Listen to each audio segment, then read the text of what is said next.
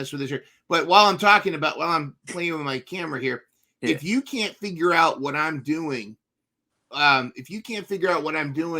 an educator, but just by walking in to my room, then I don't know if I value your opinion. Exactly. It's I don't know like, if I value what you're thinking. What do you think is contributing the most to this educator shortage, or this struggle to get educators to come in? I'd say big and first and foremost, they just don't pay teachers well enough. Mm-hmm.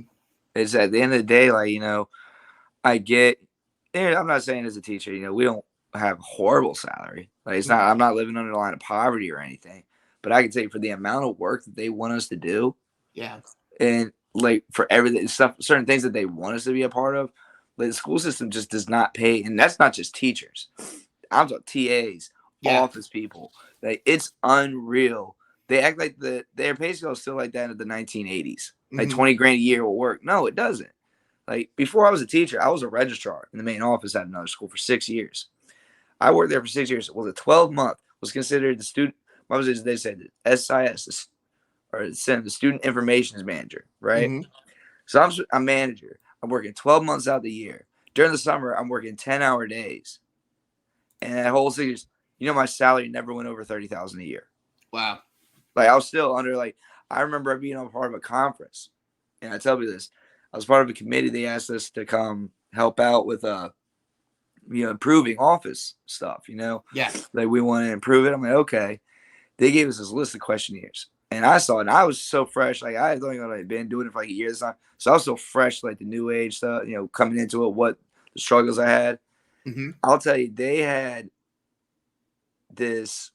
all these questions. Of course, everybody else came with like a little paragraph, like, oh, we can do this. But, man, I'll tell you, I remember they gave me a week.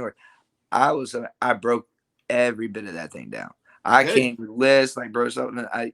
Here's something I did, too, to throw them for a loop. And I even said, this was a position we were dealing with real estate for, make sure you live in your correct area. We had to deal with custody battles, custody situations. So I had to know all this legal stuff.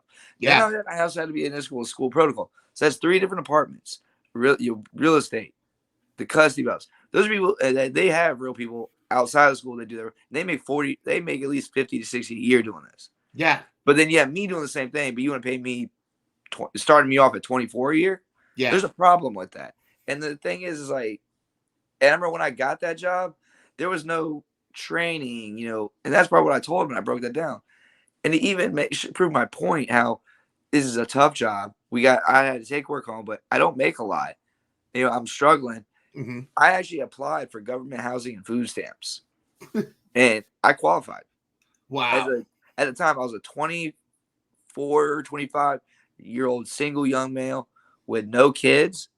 And I qualified for government housing and food stamps. If you're that's qualified for government assistance and you're working a government job, they're not paying you enough. Yeah, that's a red flag.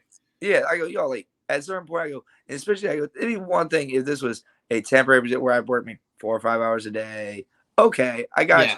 But I'm working almost 40 hours a week. That's not including the work I got to take home to keep up, make sure the school goes round. Yeah. Like, why am I being paid so?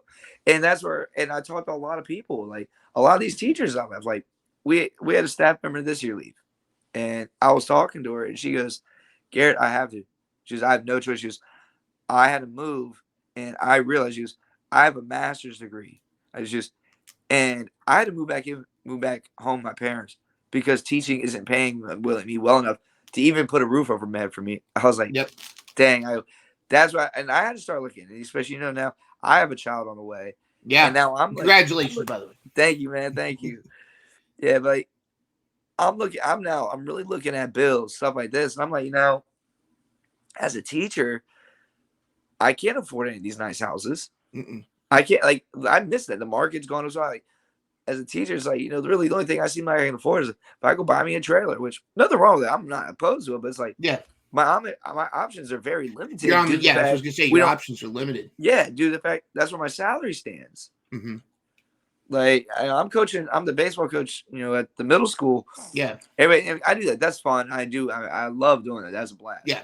But people always like, oh, man, I'm trying to get in coaching basketball too. Everyone's like, you're really going to pick a coach that much out there and trying to line up? I'm like, I need money. Yeah. At the end of the day, like, it's great. You're right. I want that time. I go, unfortunately, I got to make money. Bills got to get paid. Mm-hmm. At the end of the day, like, a happy man, I say a happy man is a bills paid man. Catch full episodes of the Educators Podcast every Thursday at 4 p.m. Real educators with the real issues in education. Thank you so much for watching. And, of course, take care of yourself. Jeans passes to anyone who likes, shares, and comments on this video. Have a great week.